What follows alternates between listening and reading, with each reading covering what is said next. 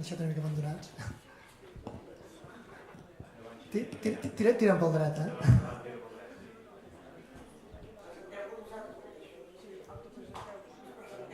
Xavier Castanyer, director del Museu Josep Aragall de Breda, i al meu costat... Després. Bé, estic convençut que una de les formes de pervivència del noucentisme, més enllà de 1917, de 1923, es troba moltes vegades en l'acció solitària, individual, d'algun dels seus ideòlegs que, nedant a contracorrent, intentaran projectar els fonaments ètics i estètics d'aquell projecte col·lectiu gairebé durant tot el segle XX.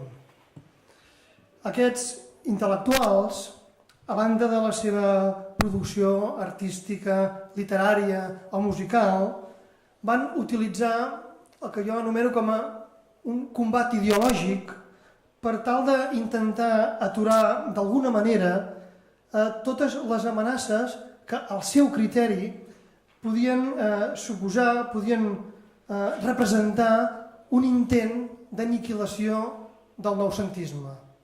Fins i tot quan alguns deien o creien que el noucentisme ja s'havia donat per liquidat. Crec que la figura de l'artista i teoritzador del noucentisme, Josep Aragall, ens pot anar molt bé per exemplificar aquesta posició de defensa i de combat, també. Així, després de la mort de Prat de la Riba l'any 1917, després de les desercions de Xènius i Torres Garcia, després del cop militar de Primo de Rivera l'any 23 i durant els moments més àlgids de totes les manifestacions d'avantguarda, Aragall es manté ferm en les seves conviccions, es manté fidel als postulats del noucentisme i intenta mantenir viu un debat entre classicisme i avantguarda fins gairebé al final de la seva vida. Això és llarg.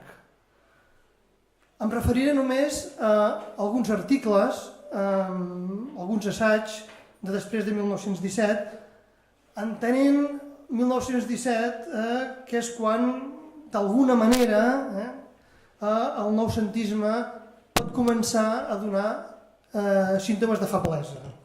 Suposo que estarem d'acord que una de les amenaces potencials que va patir el noucentisme a partir de 1917 és la irrupció dels moviments d'avantguarda a casa nostra.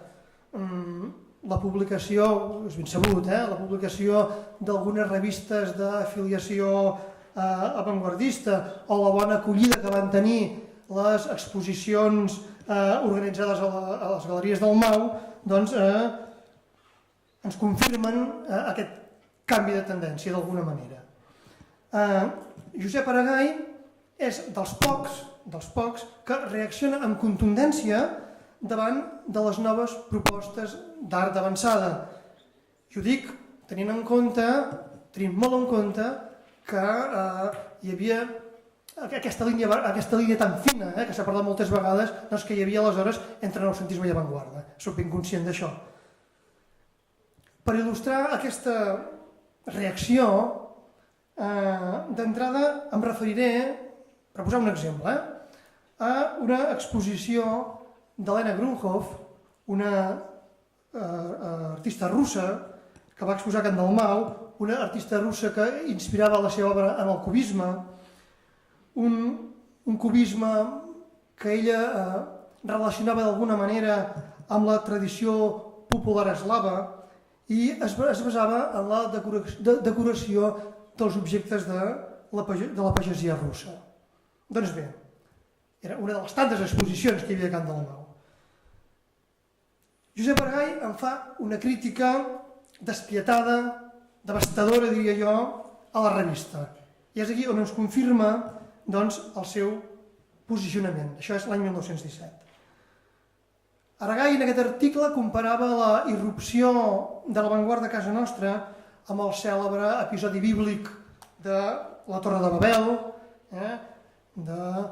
la confusió de les llengües, el compara amb el caos i la disbauxa del cubisme i el futurisme que, segons diu, estan en desacord, deia ell, amb el nostre esperit col·lectiu. I afegia ja centrant-se de ple amb l'obra d'aquesta misteriosa artista russa que havia aparegut a Can Dalmau. Diu: l'exposició que ens ocupa és d'una senyora russa dotada d'una imaginació singularíssima, tan vehement incomprensible que un nom no sap com fer-ho per parlar-ne. Tal és la confusió que es desprèn de l'obra exposada a Can Dalmau. Però jo crec que no es tracta en aquesta exposició d'obres de pintura ni d'escultura, com s'ha dit, sinó de labors o treballs manuals fets amb molta habilitat i amb la proesa que siguin incomprensibles.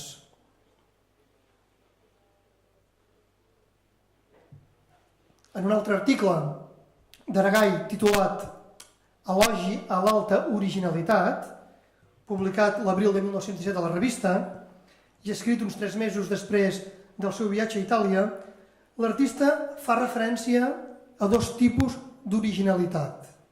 D'una banda ens parla de la originalitat que eleva, intensifica i ordena, en clar elogi el classicisme, i d'altra banda es refereix a l'originalitat que degenera, que descompon i que aniquila, en clara referència a l'avantguarda. I aquesta crítica a l'avantguarda serà sintetitzada per Aragall en un assaig imprescindible l'any 1920, El nacionalisme de l'art. L'autor, aquí, entre moltes i moltes altres coses, torna a posar en contrast els homes, diu ell, de l'antiga intel·ligència, és a dir, els noucentistes, amb aquells que, segons diu, han enganyat el poble amb un art que no està a l'altura, que fuig d'estudi, o que és sinònim de desordre i confusió, és a dir, l'avantguarda. L'assaig d'Aragall es converteix, com he dit com moltes altres coses, en un degoteig constant de despropòsits dirigits als pintors cubistes i futuristes. Diu: els homes de l'antiga intel·ligència havem de defensar-nos, havem de defensar els nostres prejudicis de gravetat, estabilitat i ordre, havem de dir que aquests éssers són folls abans que ells ens ho diguin a nosaltres, i els havem de declarar la guerra a mort. Garantir la pervivència del noucentisme volia dir també, almenys per Aragall, actuar amb bel·ligerància contra les influències externes, cubistes i futuristes que posaven en qüestió aquell art nacional que havia reivindicat, per exemple, Enric Prat de la Riba, quan afirmava que, cito, la nacionalitat que ha sabut produir un art nacional ha donat una de les més hermoses fes de vida que pot donar un poble. I és en aquest mateix sentit, és aquest mateix esperit, el que intentava desvetllar Joaquim Folch i Torres, tots ho sabeu, des de la pàgina artística de La Veu, quan, per exemple, en aquell article tan celebrat per l'art nacional, doncs ens parlava, entre altres qüestions, de que cal l'ideal de nacionalització de les arts sigui el que enriqueixi la nostra joventut amb una mica d'esplendor i d'heroisme. O bé, ens deia també Folch i Torres, sabem que bo o dolent, l'únic producte espiritual acceptable que pot eixir de Catalunya ha de partir d'ella mateixa. En aquest mateix sentit, igual, s'havien manifestat Eugeni d'Ors, Torres Garcia o el mateix Aragall. És a dir, Catalunya necessitava un art nacional de la mateixa manera que necessitava, per exemple, codificar científicament la seva llengua amb unes normes ortogràfiques, amb una gramàtica o amb un diccionari. No és estrany, doncs, que la presència de l'avantguarda sigui interpretada per alguns com una mena d'acte d'intrusisme. A propòsit d'això, el discurs d'Aragall al nacionalisme de l'art, concretament, s'arriba a radicalitzar com mai ningú no s'havia atrevit a fer. Diu Aragai: ni la força, ni la intel·ligència, ni la claredat no són característiques d'allò que ens han proposat els avantguardistes estrangers per fer evolucionar endavant el nostre concepte estètic amb el cubisme i el futurisme, tots dos incomprensibles. I afegeix més endavant: no podem veure-hi sinó excessos d'esnobisme, temptatives desaforades de modernitat o desgavells de vera o fingida follia. I si bé, com sabem, el mateix Eugeni d'Ors reconeixia que l'esperit i els principis de l'escola cubista no estaven en desacord, deia ell, amb les palpitacions del temps, Aragai s'expressa sense embuts i es postula gairebé al límit de l'insult contra la seva croada particular, contra l'eclosió futurista i cubista. Una frase cèlebre d'Aragai contra els cubistes i els futuristes és aquella que diu: bé es podria dir que els homes dits ara d'avantguarda no tindran mai un manicomi al seu gust. Aquest discurs tan contundent, tan agressiu d'Aragai és d'alguna manera la traducció, diria, literària d'un caràcter polèmic, enèrgic i apassionat de l'artista, un caràcter que era ben conegut pel seu cercle d'amistats. Riba, Obiols, Pujols, López-Picó, Foix.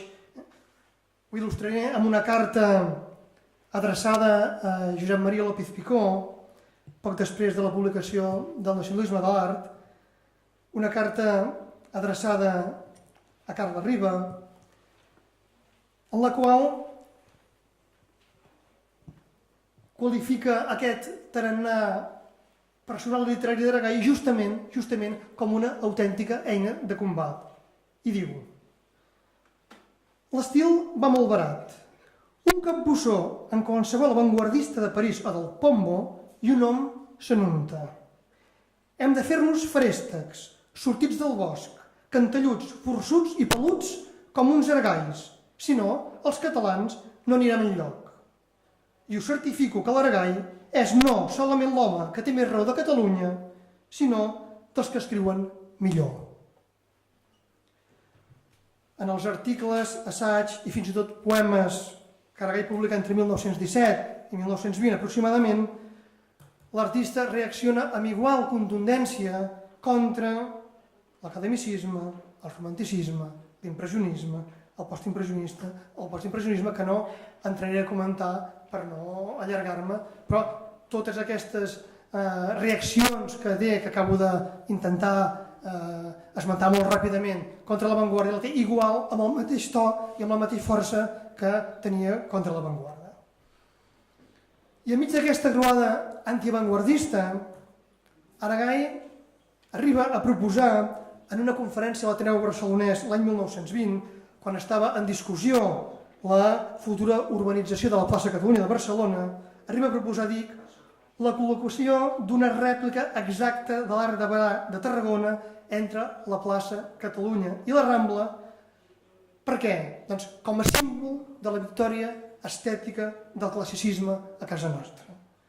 I al juny de 1920, aquesta conferència de l'Ateneu Barcelonès és publicada a la publicitat, a primera plana, sota el títol L'Arc Romà de Barà i els legionaris catalans. Fet que omple de pàgines de rèpliques i contrarèpliques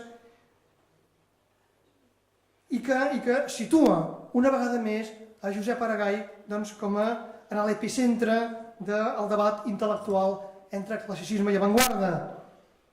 I així, mentre Francesc Pujols, per exemple, defensa l'amic Aragai, fa una defensa arrendada en un altre article a la publicitat, recomanant la col·locació no d'un, sinó de 4 arcs de triomf a la plaça Catalunya per garantir-ne la simetria i l'equilibri.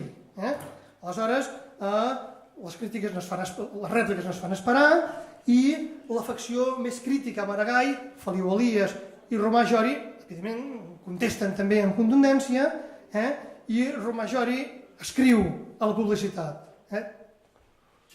la plaça Catalunya no puede admitir ninguna línea de monumento clásico. No puede admitir otra decoración que la de los rascacielos, anuncios luminosos, cables aéreos, postes telegráficos, tranvías eléctricos, pero el Arco de Bará en la Plaza Cataluña, esto sería una blasfemia, esto sería un pegote, un añadido, un adefesio.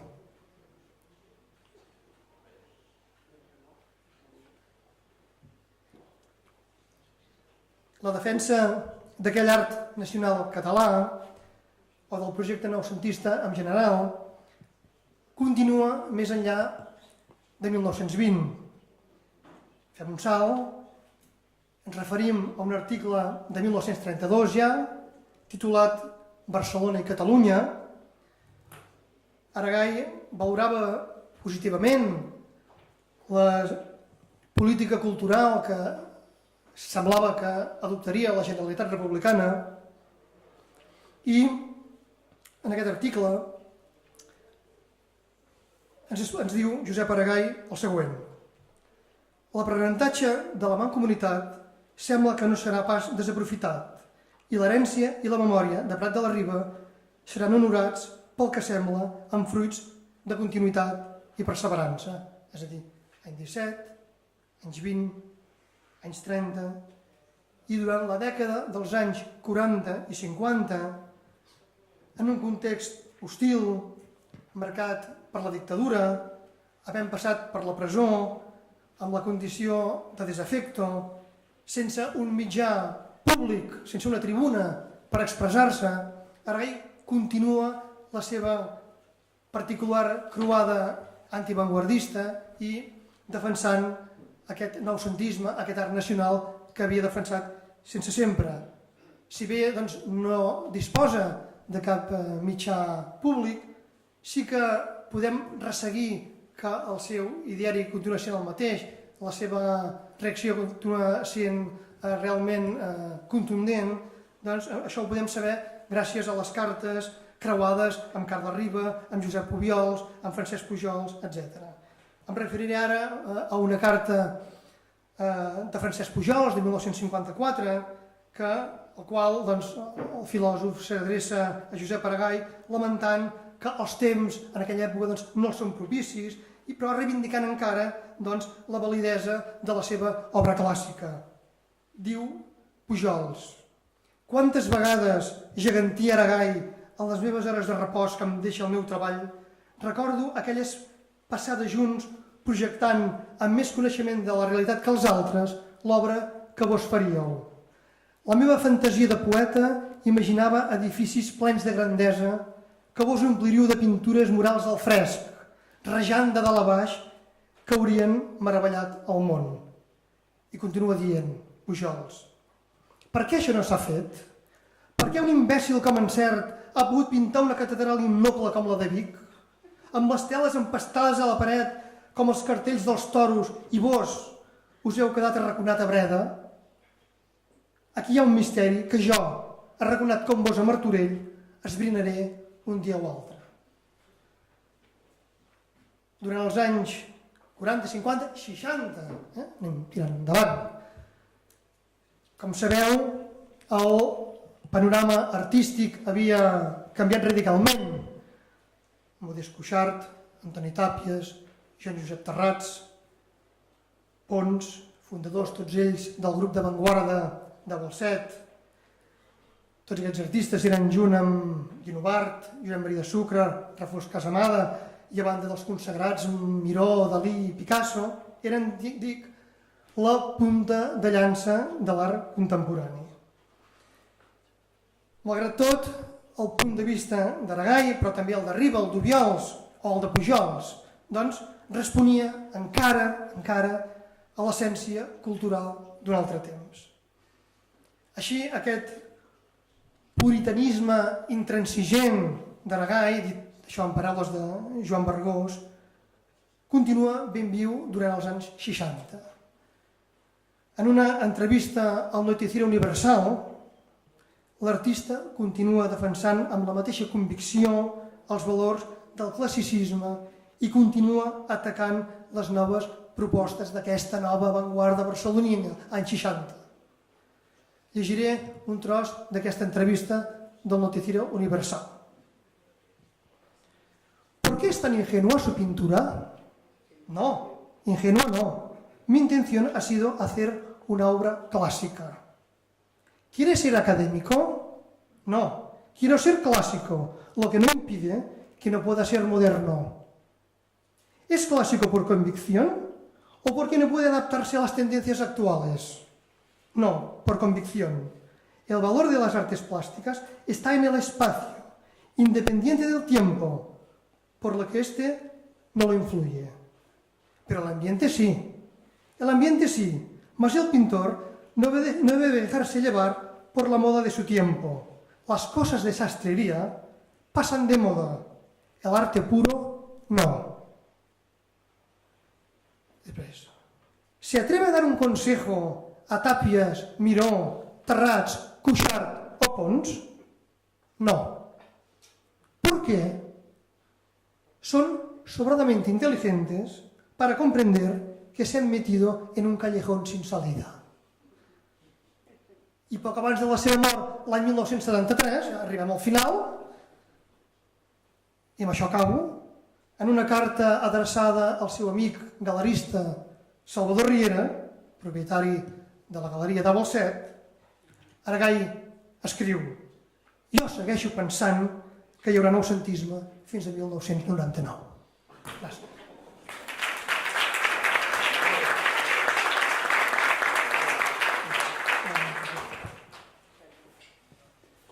Hola, bona tarda. Jo soc Ignasi Domènech, soc cap de col·leccions dels Museus de Sitges i els vinc a parlar de... Bé, la meva xerrada és un encàrrec de la direcció d'aquest simposi perquè probablement ningú més ho volia fer i com que sóc empleat de la casa doncs m'ha tocat a mi perquè és un tema allò... Bueno, La idea és parlar de la pervivència del noucentisme, del llenguatge del noucentisme, anant una mica més lluny, cronològicament, del meu company de taula, i és, ara ens situem de sobte l'any 39. Com és ben segur, la historiografia catalana ha anat passant sovint de puntetes sobre una situació que ha generat un pont, d'alguna manera, entre la República i les primeres aparicions del món de l'avantguarda, intentant passar aquell pont, volguem dir, passo el pont perquè el que hi ha per sota m'interessa zero, bàsicament, anant a buscar ràpidament els primers símptomes de l'aparició de la primera avantguarda de Balset, Cobalto, el grup Lais, la foto del grup Taüll, etc. Com per dir, bé, estem en ple franquisme, però d'alguna manera podem omplir-nos els pulmons ja amb tranquil·litat perquè anem avançant. Bé, d'alguna manera aquests grups evidentment tenen la seva importància, encara que va ser una avantguarda en un principi bastant fina, fins que d'alguna manera a partir de l'any 55, probablement amb la Bienal Hispanoamericana d'Arte no va ser el moment en el que Tàpies va venir a consolidar d'alguna manera. Dit d'una altra manera, fins que no trobem la nova ortodòxia, aquesta nova ortodòxia que ens vindrà de l'informalisme, bàsicament, la historiografia catalana ha deixat una mica, sense massa atenció, tota una sèrie o tota una activitat artística de la primera postguerra que hem posat tots en un mateix calaix. La idea és que jo els parlaré de pintura i escultura.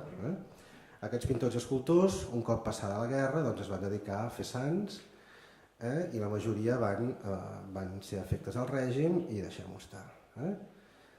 Bé, no és tan senzill perquè probablement aquesta idea que a partir després de la guerra es van començar a fer sants és mentida perquè en portàvem bastants anys fent-ne, tant els pintors com sobretot els escultors, per una cosa que els explicaré després. El tema de l'afecció o no afecció al règim va ser com a totes les cases, uns sí, altres no. Però el que sí que és cert és que quan observem amb deteniment l'obra dels escultors, penso en Rebull, en Jou, en tots els que tots tenim al cap, hi ha una continuïtat natural d'aquest llenguatge a partir després de la guerra. Però deixem anar una mica més enllà. Si pensem en la cultura popular, d'alguna manera tota aquella obra empresa per al noucentisme, que evidentment, òbviament, havia desaparegut, anorreat com a projecte, és obvi. No estic parlant de la pervivència del noucentisme com un projecte polític i cultural. Òbviament, hem tancat la llum i hem tancat la porta, això ja no existeix. Però, a nivell popular, abans aquest dematí la Teresa Camps quasi bé ens canta una cançoneta d'en Llongueres, però podíem cantar cançonetes de Llongueres, podíem parlar com aquella primera senyora que va parlar ahir a Barcelona, que parlava jo als anys 40, a casa meva vaig aprendre a llegir amb els contes de Folch i Torres, tot això estava viu, perfectament viu. Evidentment, estàvem en un moment en el que el genocidi cultural estava perfectament ben estipulat, però no van poder anorrear tota una inèrcia que de forma natural travessa els anys de la guerra i que continua viva. A nivell popular podríem parlar d'això, d'una literatura que més o menys continua funcionant, de tota aquesta cosa popular que bé, no m'extendré massa més perquè anem a parlar una miqueta de pintura i escultura. No es tractaria d'un noucentisme de resistència, evidentment, es tracta senzillament del fet que és el següent. Quan estem a l'any 39, els escultors i els pintors que treballaven anys abans, durant el noucentisme, bàsicament durant aquella segona generació, anomenada segona generació noucentista, tenen entre 40 i 50 anys. Els que no han marxat a l'exili i estan aquí, o els que no han mort a la guerra, estan en plena maduresa creativa i evidentment tenen un llenguatge consolidat, no són nanos de 20 anys, i a més practiquen, tenen una obra pròpia que d'alguna manera pot encaixar perfectament en la situació històrica que viu aquest país. Aquest dematí la Teresa Camps parlava d'aquests tòpics, d'aquesta idea comuna, per exemple, en l'escultura i la pintura noucentista, la figura de la dona. Bé, d'alguna manera el que estem parlant és d'una estètica clarament conservadora. I aquesta estètica totalment conservadora no fa cap mal. Aquella dona, aquella escultura que practica des de Rebull fins a Jou i d'altres, és una dona que no parteix de cap idea de sensualitat, és aquella dona mare, aquella dona columna, aquella dona de ventre i caderes generoses, de cames, d'unes cames que semblen més aviat elements arquitectònics, d'una mirada... Bé, no és una dona, diguéssim, perillosa. La pintura, sigui el paisatge, aquest paisatge endreçat, etc., que se seguirà fent, tot això no genera cap tipus de problema, no és indigest. Si revisem, per exemple, a les exposicions nacionals de pintura de l'exposició de l'any 42 i revisem tots els temes que surten allà, veurem que alguns d'aquests artistes que treballaven abans hi són presents i si no recordo malament, i pot ser que ho recordi malament, però no tinc apuntat aquí, qui guanya aquesta exposició, el primer de l'any 42 és Vilarrufat, un gran vanguardista. Evidentment, tot aquell llenguatge segueix pervivint d'una manera, repeteixo, natural, perquè no destorba i no fa mal i no provoca cap problema. Per altra banda, ens hauríem de plantejar, a part, per què a més d'aquesta pervivència això durarà tants anys, perquè de fet durarà els mateixos anys que la clientela, la poca clientela que tenien els artistes aquí en un moment d'autarquia, en el moment de l'estraperlo, ara parlarem una miqueta d'això també. De fet, fins al final de la seva vida tots aquests artistes seguiran practicant aquest llenguatge. Li podem anomenar noucentisme d'inèrcia, li podem anomenar pervivència, podem demanar moltes coses, però evidentment hi ha una connexió claríssima. A veure, tot això ho hauríem d'entendre d'aquesta forma natural, aquí no hi ha teòrics, els intel·lectuals estan depurats, hi ha aquesta inèrcia de la pròpia pràctica artística, d'aquesta gent ja madura que seguirà treballant amb aquest llenguatge, fins que comença a haver-hi un rescat des de la intel·lectualitat d'aquest llenguatge. I aquest rescat ve, en bona part, d'aquesta revista, dels intel·lectuals al voltant de la revista Ariel, que comencen a reivindicar d'una manera clara l'obra d'aquests artistes com Galí, Aragai, Nogués, Casanovas, Obiols, Montpou, Ricard, etc.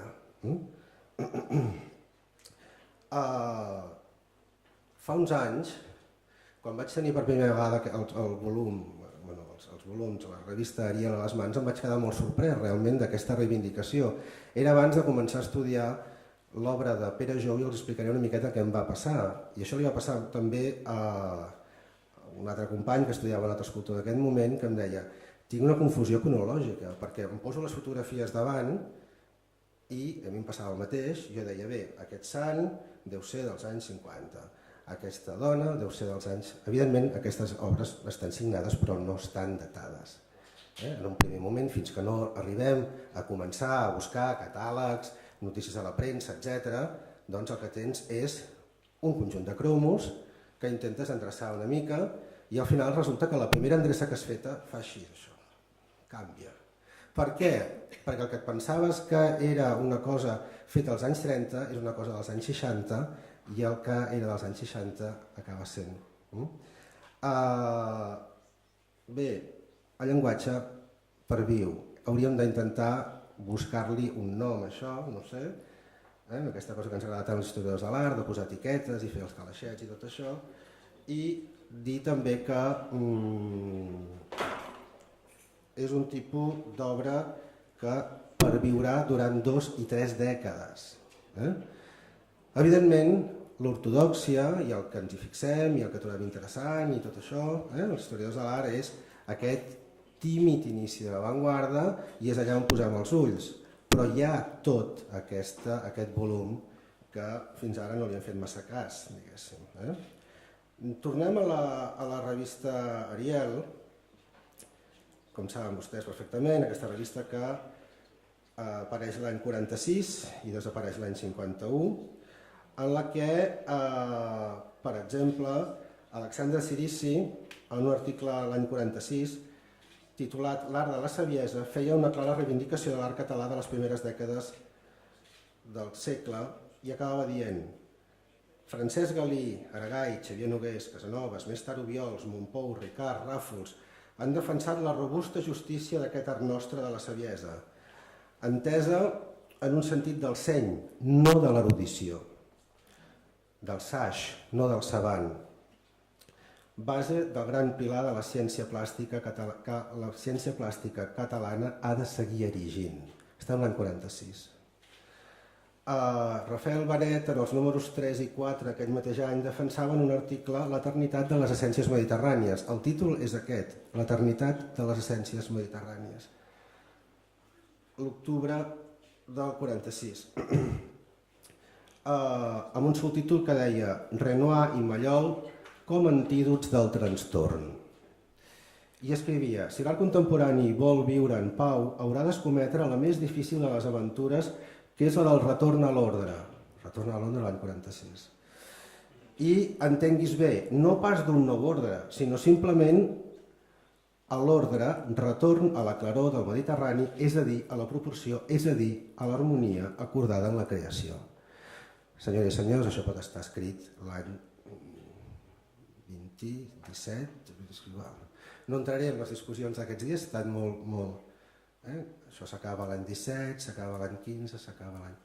Bé, tot això perviu, hi ha una pervivència clara, i no solament amb el grup de l'Ariel, sinó amb la pràctica artística contemporània. Jordi Sarsanejas, per exemple, 2 anys més tard, amb motiu de la mort d'Enric Casanovas, com deia aquest matí la Teresa Camps, escrivia a la mateixa revista un article titulat Enric Casanovas, escultor nacional. Bé, en el que reivindicava les essències de la seva escultura i en defensava la vigència d'aquella serenitat, la plenitud de la forma i aquella feminitat, entre cometes, de veutat significativa, de la que encara, deia, bevien molts escultors catalans. Bé, per la gent d'Ariel, tot aquest grup que seguia actiu i que ells reivindicaven d'alguna manera, van arribar al màxim de la seva, diguéssim, el màxim de la seva capacitat, d'alguna manera, la participació d'aquella gran obra coral que va ser les reformes escomeses a Montserrat l'any 47 amb motiu de les festes de la coronació. Aquest moment significa un veritable punt d'inflexió en aquesta revista en la que Alexandre Cirici fa uns escrits interessants en els que, per exemple, compara el patrocini dels abats de Montserrat amb el mecenatge dels Mèdici florentins. Segons Cirici, si nuestras artes plásticas, después del desastre creado por nuestra orfandad de renacimiento, salieron del marasmo de los intentos románticos y realistas para recrear un primer gusto a base de la importación del simbolismo nórdico en el modernismo, más tarde, a partir del glosario de Xenius, buscaron este gusto retornando a la fuente racial del Mediterráneo. Es posible esperar que sobre la base del buen gusto elaborado dentro de los límites restringidos por esta generación de los últimos 30 años, pueda crearse un nuevo tipo de grandeza digno heredero, etc. Aquesta reivindicació existeix. En aquest moment.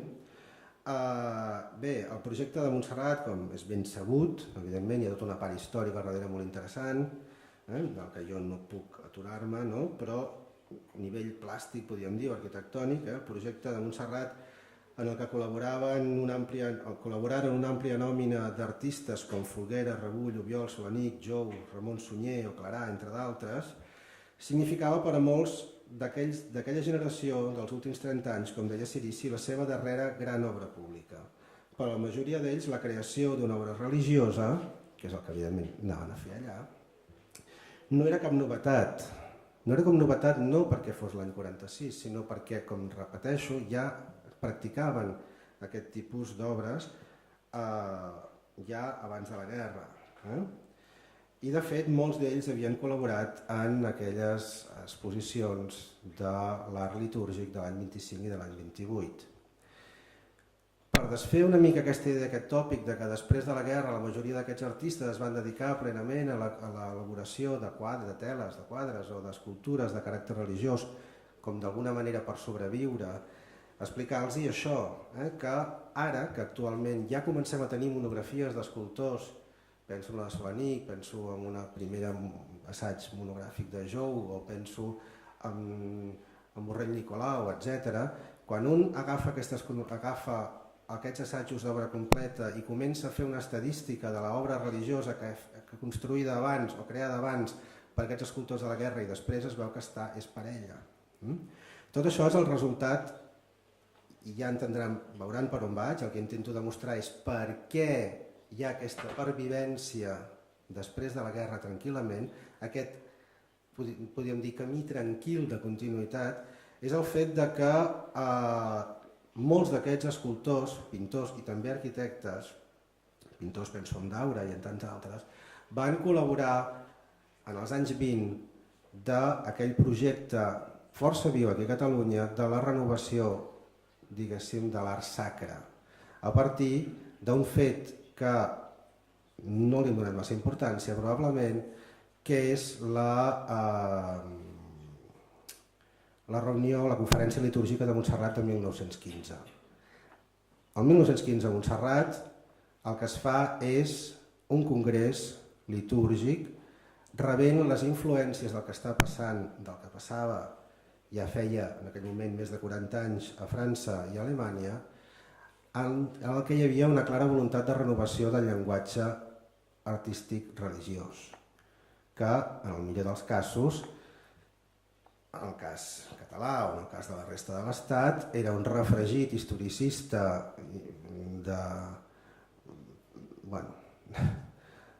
absolutament indigest, poc d'alguna manera, més que indigest, podríem dir, en aquell moment s'entenia ja caduc, aquelles imatges a lo Salcillo, en el millor dels casos, o Salcillo passat pel Túrmix, en el pitjor dels casos.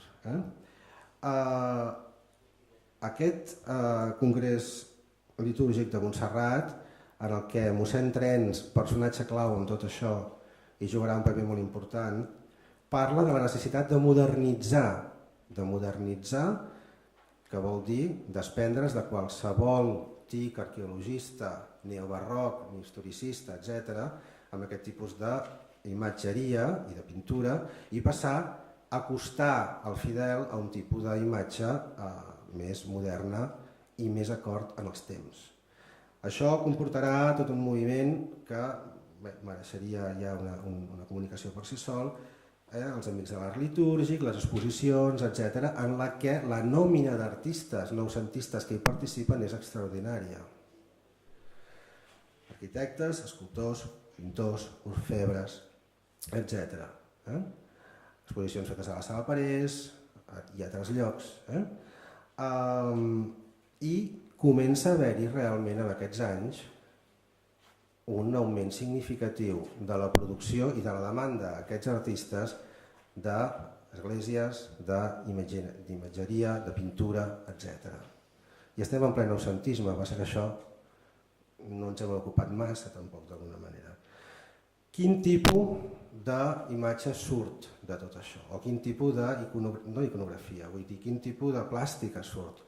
Una plàstica, diguéssim, acord amb els temps, acord amb la plàstica d'alguna manera noucentista, unes mares de Déus molt més serenes, molt més tranquil·les, molt més robustes, menys expressives, un Sants Crist amb talla de boix, anant a buscar les arts tradicionals, etc. Bé, tot el discurs noucentista està entrellaçat en tot aquest moviment. Bé, què passa, doncs? Si tot això s'acabarà, vindrà la guerra i després hi haurà aquella real demanda, evidentment, en un país en el que gran part del patrimoni eclesiàstic ha desaparegut durant la revolució, per dir d'alguna manera, doncs s'ha de restituir. Qui ho restituirà? Aquella gent amb aquell tipus de llenguatge. Que no oblidem que al meu entendre és plenament, si volen, noucentista també. Recordin que l'any 39, una de les primeres accions artístiques, podríem dir, del govern de Burgos, a part de la participació l'any 38 a la Bienal de Venècia, invitats pel govern feixista de Mussolini, va ser l'exposició internacional d'arte sacro fet a Vitòria, crec que a l'estiu del 39, comissariada per Eugeni d'Ors i dirigida per Santiago Marco, un senyor que, d'alguna manera, aquell noucentista, els nostres parlamentaris s'asseuen en un espai dissenyat per aquest senyor, amb participació d'en Maragall, etc. Què estava fent amb aquesta exposició, a part d'una cosa de propaganda? La participació de 12 països, etc., que venien en plena guerra a participar en aquesta exposició. D'alguna manera, Ors, i amb això acabaré, el que estava fent és el que intentant fer per a la resta d'Espanya el que ja s'havia fet aquí a Catalunya amb la depuració, podríem dir, del llenguatge de l'imatgeria religiosa. Bé, per tant, l'art religiós o el no religiós practicat per aquests artistes noucentistes podrà travessar sense massa problema els anys de la guerra i anar evolucionant amb una certa tranquil·litat, la tranquil·litat que comporta un país que viu en una autarquia, amb els problemes econòmics que hi ha, etc. Però un llenguatge que, evidentment, mort el projecte noucentista com a tal, hi ha una plàstica que segueix tenint aquesta inèrcia durant bastant de temps. Bé, va dir que tenia 2 minuts, no m'allargaré més. Això és tot, gràcies.